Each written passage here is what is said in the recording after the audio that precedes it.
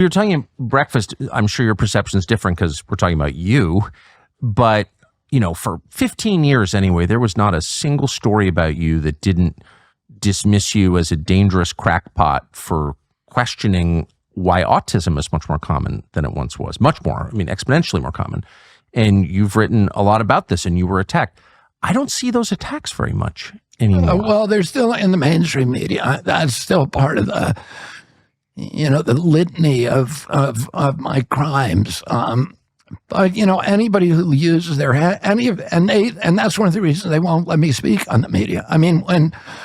When Ross Perot ran, he was running for 10 months.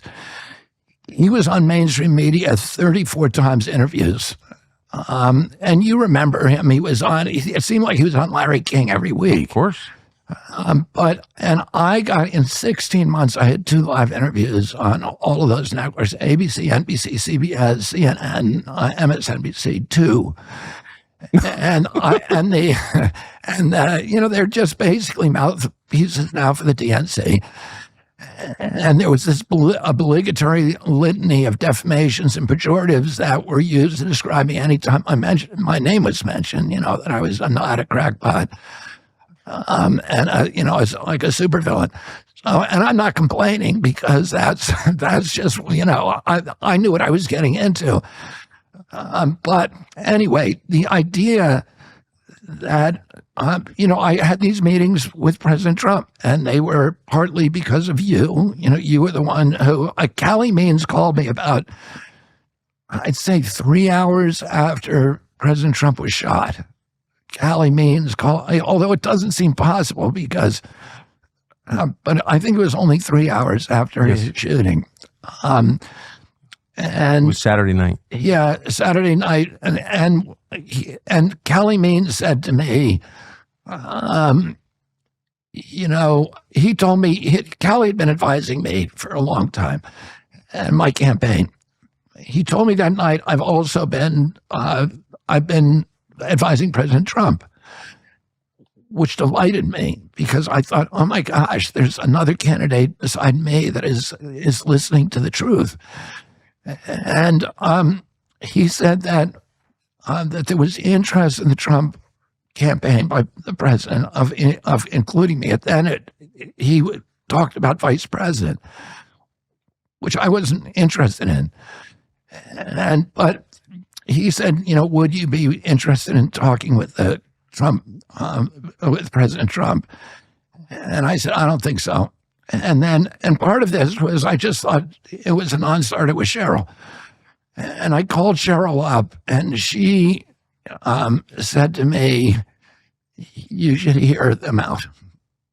And I immediately called Callie. I texted Callie back and said, I'm interested.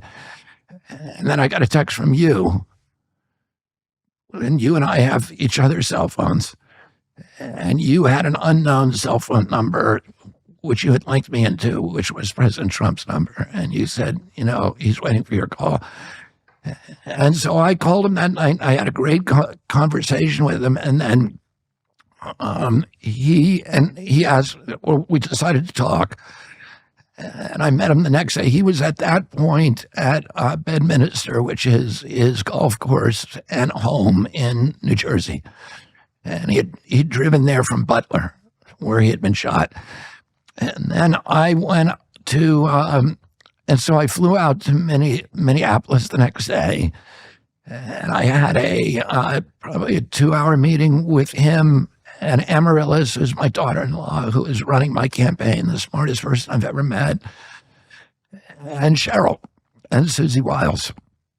And it was a really interesting meeting, because he was so open about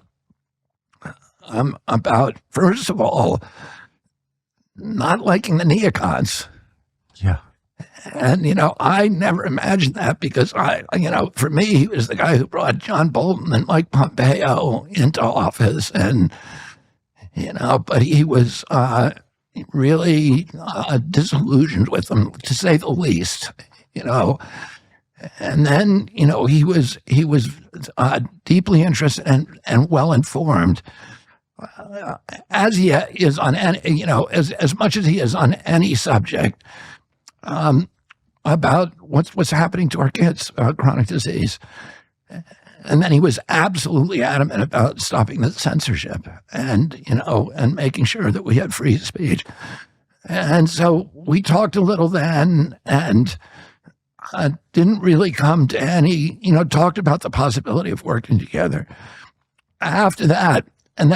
But then we put it on hold. They wanted me to do something at the convention. I said, no, I'm not going to do that. And we still, at that point, there was still a chance that I could get into the debate.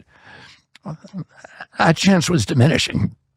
And because I was not allowed on any media, and because, my only chance of winning the election, I believe I would have won if I had gotten on the debate stage. But my only chance was to get on the debate stage. And that possibility was vanishing.